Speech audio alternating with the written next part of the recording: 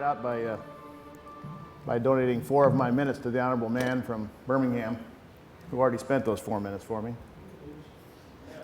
Not at all. We're here to talk, we've been talking a lot about social responsibility and components of that, and how a firm's culture, and to hear Gray's spirited summary of what he and Hugh and others at KPS are doing is really inspiring in so many ways. We'll be talking here today about RDG and kind of 7 foundational values that we ascribe to. We seek to roll those out, and many members of the firm are very passionate about each of those 7 categories. We call them our 7 lifestyles. And it's an important piece of our practice.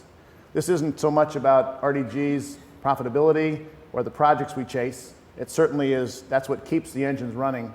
But the discussion today is very much about the organization overall. We enjoy very diverse disciplines, and perhaps one of the most unique components of the disciplines we enjoy is the creation of the art studio, an acquisition that occurred about 6 years ago. David Dahlquist sends his great hellos to so many of you that he knows.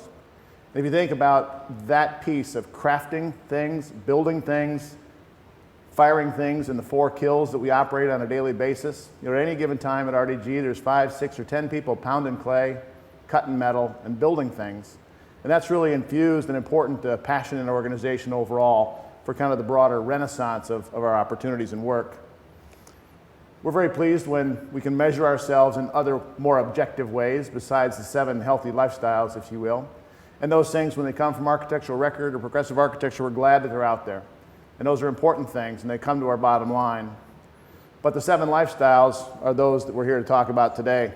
The first one is a clear passion for design, and design occurs in many things, whether it's a poorly crafted PowerPoint or whether it's something that's very inspirational and broad for our lives. We think about design, and our responsibility is to improve our life through the built environment. Things like the High Trestle Bridge, what was just a bridge crossing across the old High Trestle Trail in central Iowa, became a phenomenal, bold statement that has infused life into communities at either end of this trestle bridge, bringing about new communities, new restaurants, new hotels, from something that people come across the state to see and visit and walk across. This has the inspiration of walking through an old mine in Iowa, and the components of the mine shaft that continue to move as you work across this bridge. But the culture of the 7 lifestyles is also about celebrating that in real life, for real people from RDG, our organization getting out, experiencing it, riding it, being part of that. Those 7 lifestyles also, as it relates to design, design comes in many different ways, whether it's throwing a pot, like you saw, or whether it's painting the streets on staff time for the Drake Relays, the world-renowned Drake Relays just down the street in Des Moines. People getting out, doing, acting, and participating, and enjoying what they're doing. And also we recognize we design in a lot of different disciplines. Landscape architecture and planning is a key element.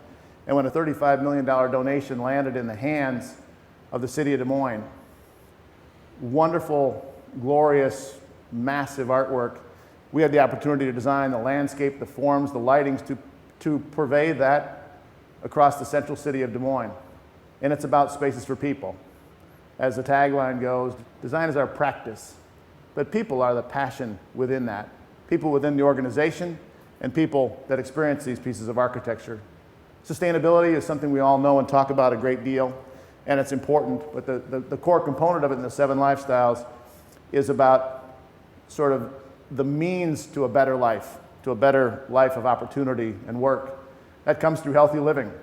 The annual Ride Your Bike to Work Day, the bicycle parking that occurs inside our building, the opportunities to really kind of experience a life that's much broader.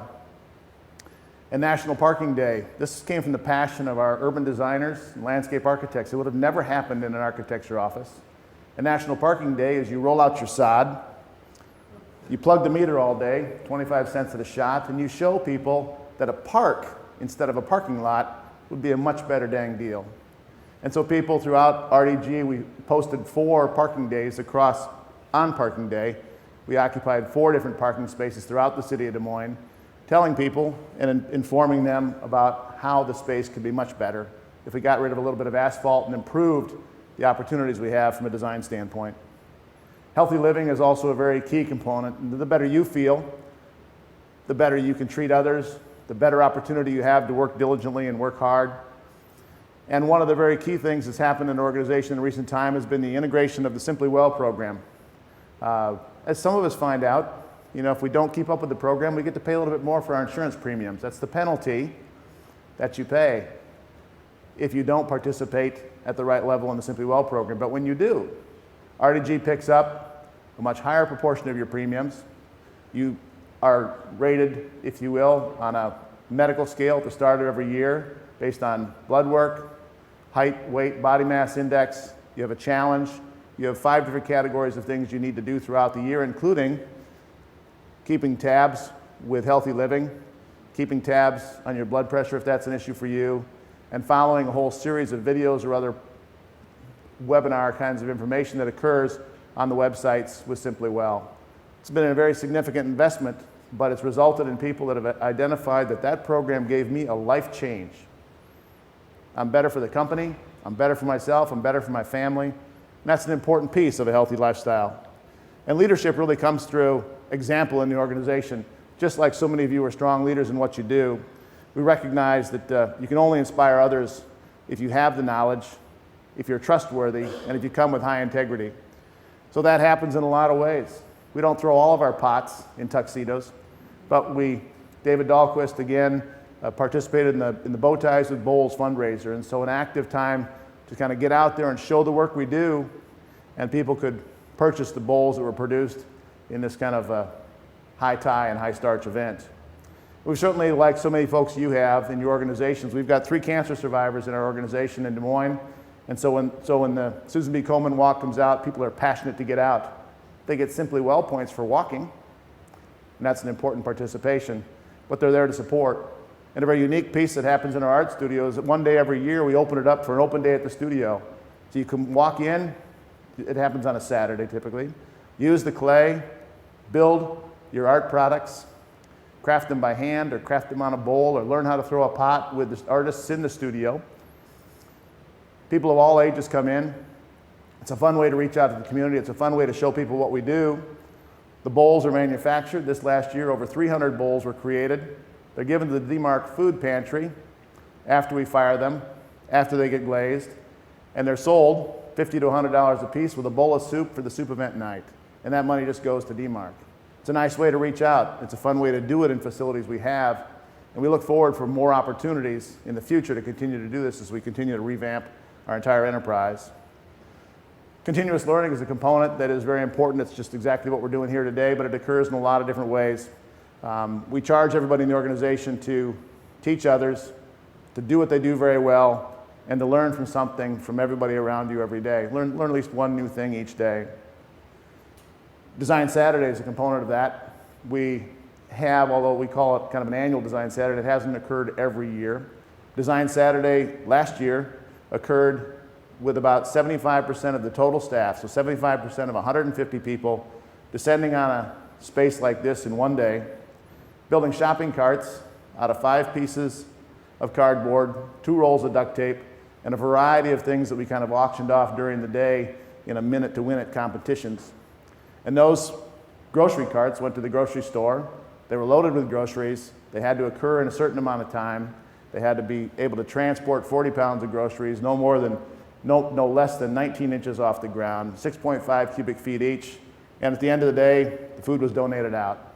So it's an opportunity for people to give to the community, to show social responsibility, and to have a darn fun time designing, crafting, building, and doing things with others they work around. Design residency is kind of one of the last things I want to talk about in terms of sort of more information. Design residency occurred this year for the first time. 8 students from universities around the Midwest were brought in. 1 architect, 1 landscape architect, 1 economist, 1 book writer, and 2 or 3 others whose passion I forget. And they were brought in to help in a 96-hour event. Some of them didn't sleep very much during that event. They were paired with mentors at RDG and had the opportunity to produce a deliverable for a city of the future on about a 120-acre parcel of ground in downtown Des Moines. So an active design process. And the deliverables from these folks included short stories that described this new environment 50 years ahead. So a design opportunity in a very broad sense, and we look forward to the residency program continuing. Technology impacts our work, it impacts our design, it impacts our lives, it impacts what we get to do and what we get to share. And we use technology because it's good for us, but it's really even better for our clients. And fun is an important piece. Gray mentioned that. It's really a very important part of a healthy workplace. And those are pretty soft events sometimes, but they're fun events. We have great participation, not very healthy food on our Friday afternoon cookouts, but it's an important piece where we celebrate all that we get to do. At RDG, I think there's a lot of good things happen with these sort of 7 key attributes of healthy living, and that's what we're here to talk about today. Thanks.